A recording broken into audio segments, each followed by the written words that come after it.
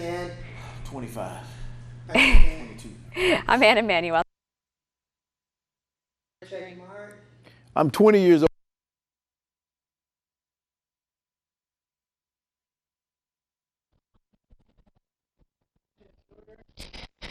Hello, hello. It's been a day, that's for sure.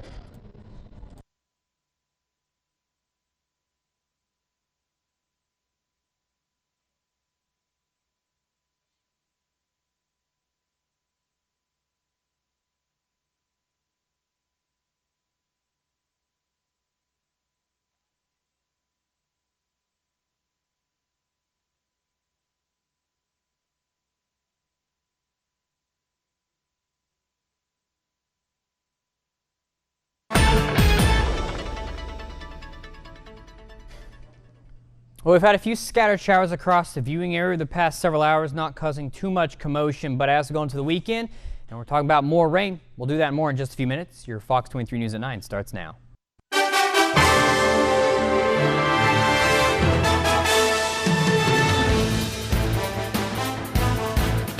For tonight's Kindness in Action, we share a unique school that helps kids with dyslexia. We'll tell you how coming up next.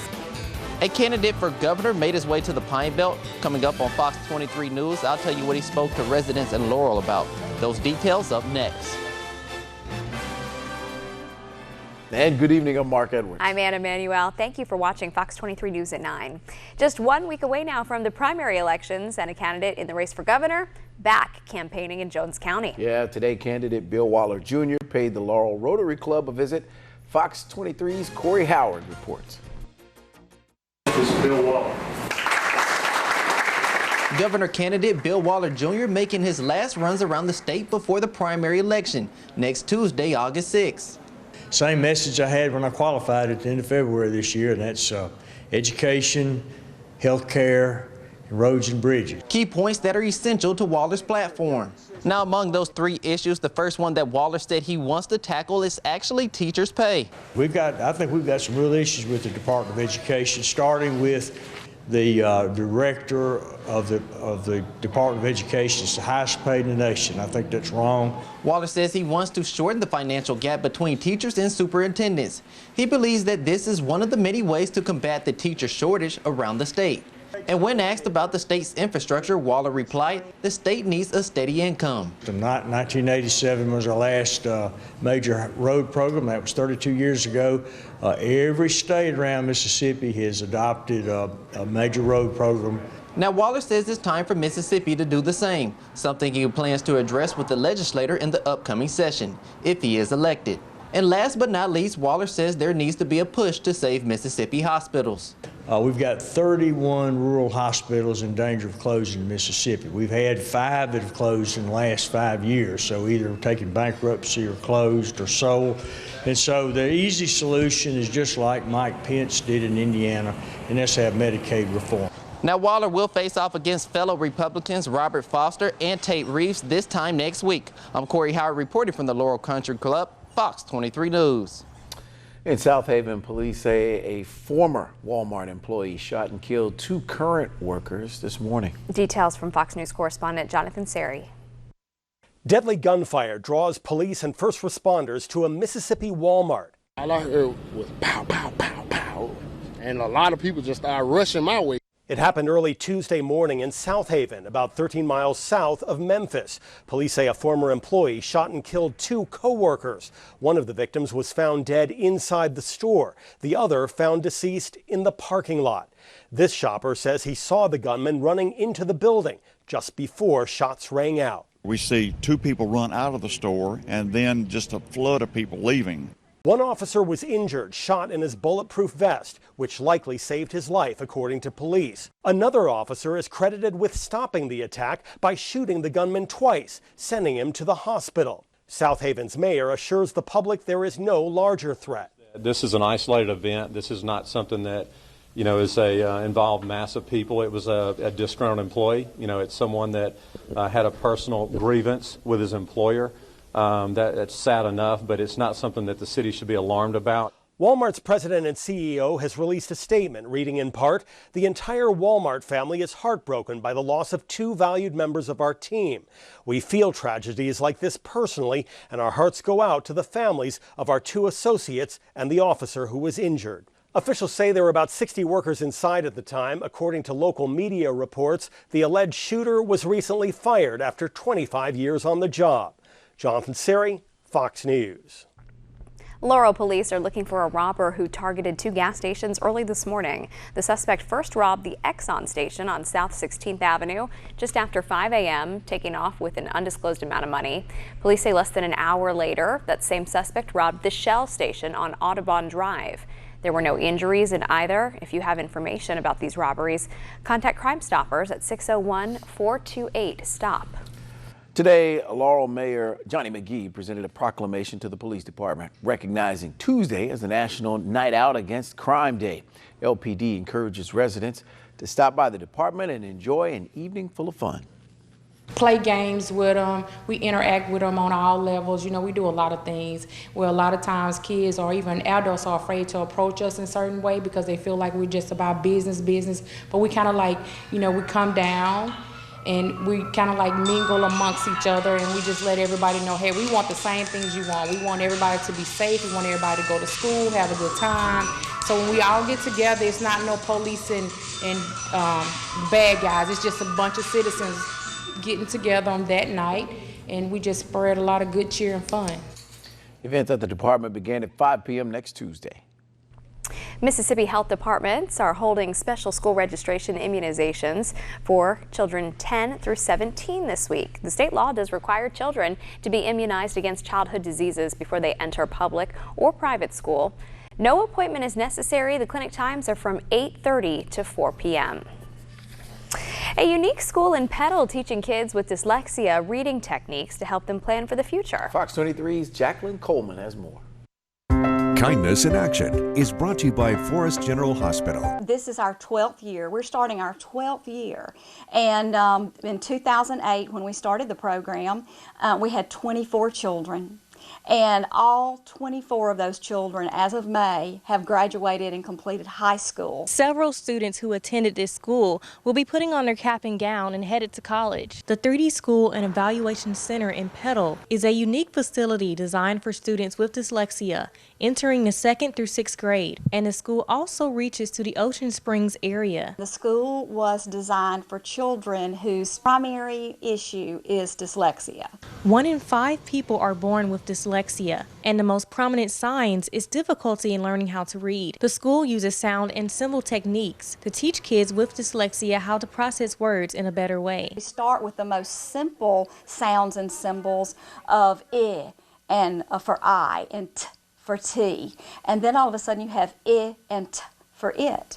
So it's a building process. There is no cure for dyslexia, but it can be managed through solid research and learning techniques. And Holyfield says children that leave the center go on to live successful lives. It's a lot of hard work what we do here, but we're now beginning to reap what we sow, and we're being able to see them go on and do wonderful things in life. Jacqueline Coleman, Fox 23 News. If you want to nominate someone for Kindness in Action, go to forestgeneral.com/kindness in action. But concentration. A group of Jones County men made an unusual discovery over the weekend. The men uncovered this old Indian dugout canoe at the bottom of the Tallahassee Creek in Ellisville. The men loaded the partially submerged canoe onto a boat, brought the boat into launch near Highway 29. Officials with the state reportedly came to Jones County Monday to look at the historic find and determine it to be an old Indian canoe. State archaeologist is expected to be in the area later this week to determine its origin. Officials say the canoe is in a hidden location at the present time. Still to come, Sony working on a new solution to beat the heat. And we've heard of the winter blues, but seasonal affective disorder isn't just a winter phenomenon. Signs you're suffering from depression in the summer.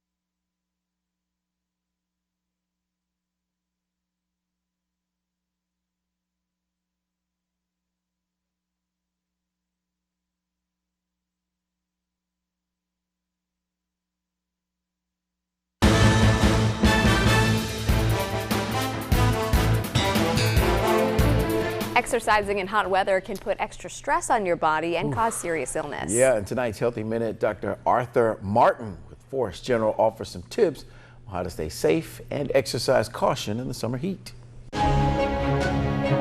Your Healthy Minute, a health and wellness resource provided by Forest Health. Dr. Arthur Martin will offer some tips on how to stay safe and exercise caution in the summer heat. Human beings can adapt to all kinds of climates, from altitude to temperature extremes, and in hot weather we have physiologic changes to allow our bodies to get rid of heat. And the heart has to rally to that task, and so it does that by increasing heart rate and the force of the heartbeat. In fact, for every degree increase in body temperature, there's a increase in 10 beats per minute of the heart rate. So quite a bit of workload can be put on the heart. Some of the things to watch for: if the humidity is 100% or approaching 100%, your sweat does not evaporate. So you'll have no cooling effect from sweating. Put cold ice on the back of your neck or and on the small of your back, which can quickly lower your body temperature. If you stop sweating, that's your body's physiologic processes shutting down. That's heat stroke. Call 911 because you'll probably need IV fluids. If you start feeling lightheaded, you need to instantly stop and lie down, either in the shade or inside. In fact, if you can prop your feet up, get some blood flowing to your head, you'll be fine, and then drink fluids.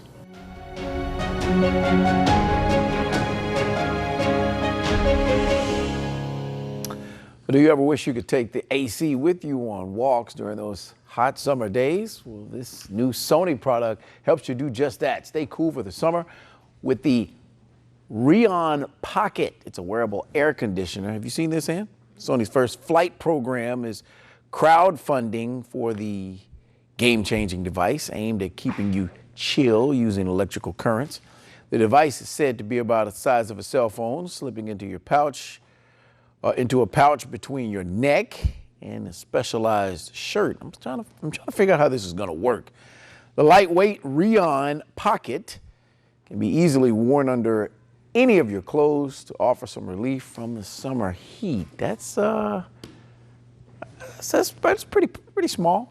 I don't know how you're gonna fit it in, but you know. All right. Seasonal affective disorder isn't just a condition associated in the winter. It turns out there are some telltale signs that you could be suffering from it throughout the summer months. Ian Cook is the director of the Depression Research Program at the University of California. And he says a few things can cause the summertime sadness, including a lack of a normal routine, pressures to look good in a bathing suit, also known as the summer bod, and worrying about paying for childcare or vacations. Cook says the heat also makes people not want to go outside sometimes, and that can lead to a lack of activity and in turn cause depression. So signs you could be feeling seasonal affective disorder include a lack of energy, not wanting to see people, and having issues staying asleep. Tell you what, I definitely can feel it more in the wintertime, getting a little stir crazy and sad, but interesting to talk about it in the summer too, and it has been really hot. Yeah, it has been. Sticky, muggy hot. Yeah, that's the better words for it. It's not been great overall, and unfortunately, it's not going anywhere anytime soon. I'll have your full forecast after the break.